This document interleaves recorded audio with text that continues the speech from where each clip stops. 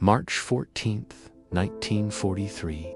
The North Atlantic, nearly 400 miles southwest of Iceland.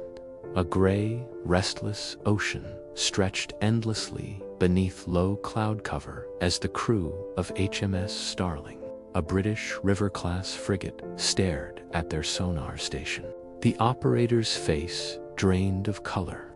The contact report came quickly, bearing 270, range 1,200 yards, fast movement, multiple returns. Commander Frederick Walker stepped toward the plotting table as his officers marked 3 distinct underwater contacts. This was no lone submarine. It was a coordinated Wolfpack, the same tactical formation that had sent hundreds of Allied merchant ships to the ocean floor in just 6 months. For 11 exhausting hours, Walker's escort group had chased sonar ghosts across open water. Depth charge racks were nearly empty. Crews were worn thin. The Atlantic had offered nothing in return but silence. Then something appeared on the surface plot that did not belong. A lookout called down from the bridge. Objects in the water, bearing 285, food waste, bread, vegetable peelings, fresh. Walker froze. No submarine commander would discard galley waste while under pursuit. German operating procedure was absolute. Silence, cleanliness, no trace. Floating debris meant detection, and detection meant death, unless it was not waste at all. Walker looked again at the sonar display. The underwater contacts had stopped maneuvering. The submarines were holding position just outside effective depth charge range, waiting for the escorts to chase false echoes while torpedo solutions were prepared. What Walker was about to uncover would transform anti-submarine warfare, and an enlisted sailor thousands of miles away had already proven it could work. By early 1943, the Battle of the Atlantic had reached a breaking point. German submarines were destroying Allied shipping faster than Britain and the United States could replace it. In the first 3 months of the year alone, over 100 merchant ships were sunk, erasing more than 600,000 tons of vital cargo. At that rate, Britain faced starvation within 18 months.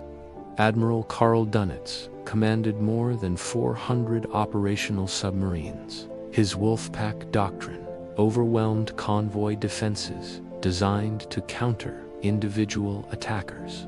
Convoys SC-122 and HX-229 had lost 21 ships in 4 days. The escorts destroyed only 1 submarine in return.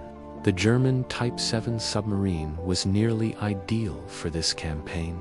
Fast on the surface, quiet underwater, capable of weeks at sea without resupply, difficult to detect, even harder to destroy. British escorts relied on ASDIC sonar, effective only within limited ranges.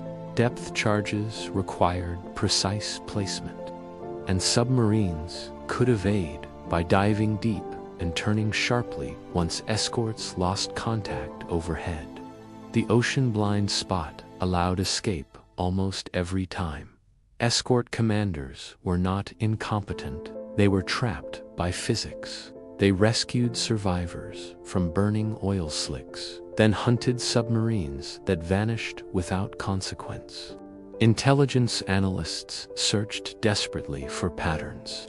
They knew submarines had to surface eventually to recharge batteries and receive orders, but predicting when or where remained impossible. Even with German naval codes broken, combat still came down to chance. For nearly a year, new tactics failed to change the balance.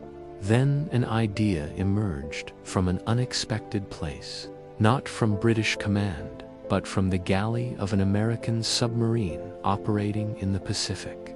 German commanders felt confident. They believed British escorts were predictable and doctrinally rigid. German manuals instructed submarines to dive deep, turn perpendicular, run silent, and wait for depth charges to be expended. It worked almost every time. What the Germans did not realize was that discipline itself creates patterns. Commander Walker knew this frustration well. Of 27 sonar contacts he had attacked, only 3 resulted in confirmed kills. The rest disappeared, executing textbook evasion. British doctrine assumed submarines would disengage once detected, valuing survival over aggression. That assumption was logical. A submarine was an expensive asset with a highly trained crew, but it overlooked a flaw that would soon be exposed. The breakthrough did not come from a strategist or engineer. It came from Torpedoman's mate, First Class Armand Swisser, aboard the USS Barb, assigned to galley duty as punishment.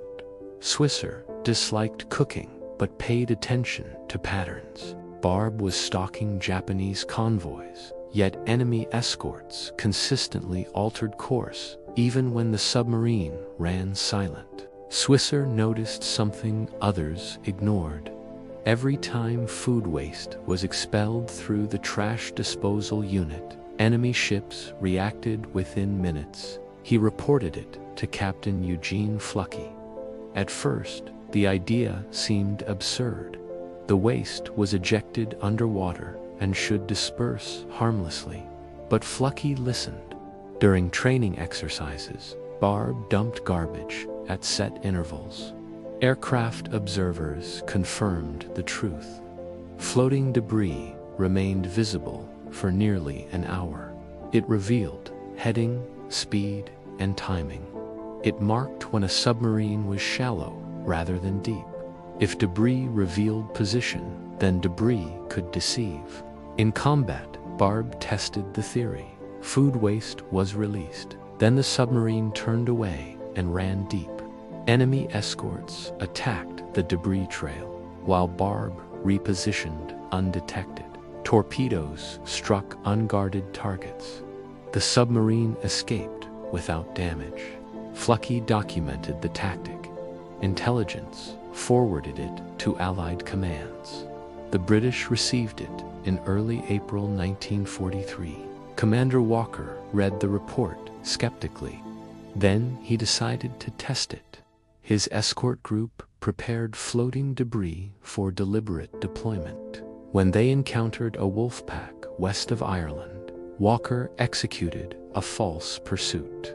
Debris was released. Escorts maneuvered deceptively. German commanders followed doctrine and dove deep to wait out the attack. This time, waiting was fatal. New sonar tracked deeper than the Germans expected. Hedgehog mortar detonated on contact. One submarine disintegrated instantly. The others fled deeper, believing themselves safe. Walker anticipated this. Deep-running submarines were slow, blind, and vulnerable. Coordinated depth charge patterns destroyed them one by one. 3 submarines were eliminated in just over an hour. The convoy passed untouched. The impact was immediate. Escort groups across the Atlantic adopted false trail tactics. Submarine losses soared. Admiral Dunitz called May 1943 Black May and withdrew his fleet from the North Atlantic. The advantage had shifted permanently. Swisser never became famous. He was an enlisted man assigned to wash dishes. But his observation changed naval warfare. Walker paid for his success with exhaustion, dying in service a year later. His tactics saved thousands of lives. False trail deception remains a cornerstone of submarine doctrine today. Decoys, noise generators, and simulators all trace their logic back to floating scraps of food on open water. The lesson is simple. Innovation does not always come from authority. Sometimes it comes from someone willing to notice what everyone else ignores. A cook saw garbage. A commander saw opportunity. If this story changed the way you think about warfare, support the channel by liking this video and subscribing. These documentaries take time, research, and care, and your support makes them possible. What story would you like to explore next?